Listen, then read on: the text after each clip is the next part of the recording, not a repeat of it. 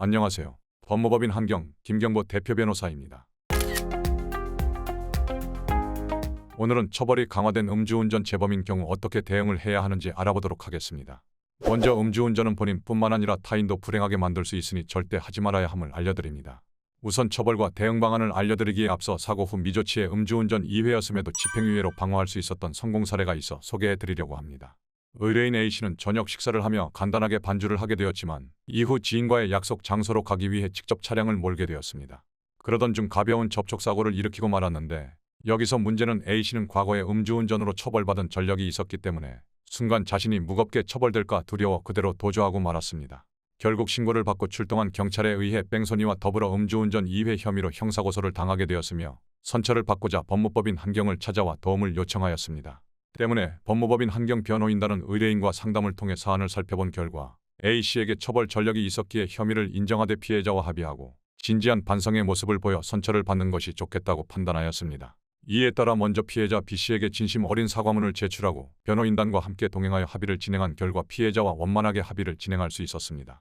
또한 A씨에게 양형자료 제출을 안내했고 이를 바탕으로 선처를 호소하는 변호인 의견서를 수차례 제출하는 등 의뢰인의 선처를 위해 최대한의 노력을 기울였습니다. 그 결과 재판부에서는 본 변호인단의 의견을 받아들였으며 뺑소니와 음주운전 2회 혐의에 연루된 의뢰인에게 실형이 아닌 집행유예로 선처를 해주었습니다. 물론 음주운전은 절대 하지 말아야 할 행위이지만 이미 벌어진 경우에 재발 방지와 진정한 반성 그리고 관련 피해자에 대한 보상을 하여 상황을 최대한 수습하는 것이 중요하며 일상으로 돌아가 다시는 똑같은 실수를 하지 말아야 될 것입니다. 음주운전 재범, 어떤 처벌이 선고될까요? 보통 음주운전은 고의성이 다분한 범죄이기 때문에 법원에서는 재범의 경우 초범의 경우보다 죄질이 나쁘다고 생각하여 처벌을 강화하고 있습니다. 피해자의 피해 정도에 따라서 사전 구속영장을 청구하는 경우도 있습니다. 특히 구속수사로 진행되는 경우 방어권을 잃고 실형이 선고될 수 있는 가능성이 높으며 만약 혈중알코올 농도 수치가 높거나 다른 범죄와 함께 경합된 범죄라면 무거운 형량이 선고될 수 있기 때문에 결코 가볍게 볼 사안은 아닙니다. 때문에 음주운전 재범 처벌 수위에 대해 살펴보면 단순 음주운전과 달리 10년 이내의 재범의 경우 가중된 처벌 규정이 적용되며 만일 혈중알코올 농도가 0.03에서 0.2% 미만인 경우 5년 이하의 징역 또는 2천만 원 이하의 벌금형으로 처벌될 수 있습니다.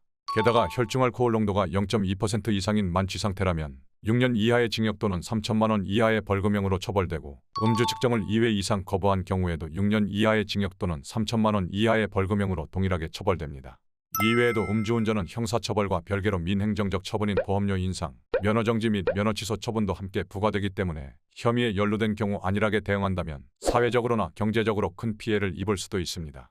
따라서 음주운전 재범 혐의에 연루되었다면 진정한 반성과 함께 사태를 하나씩 수습해야 할 것입니다. 매우 당황스러운 상황이기 때문에 소통이 잘 되는 전문 조력자의 도움을 받는 것도 중요해 보입니다. 음주운전 재범, 수사 및 재판 단계 대응 방법은 어떤 것이 있을까요? 원칙적으로 경찰 조사는 사건 초기에 이루어지는 것이지만 이후 절차에서 판단의 기본 자료가 되니 이때부터 성실하게 준비하는 것이 중요합니다.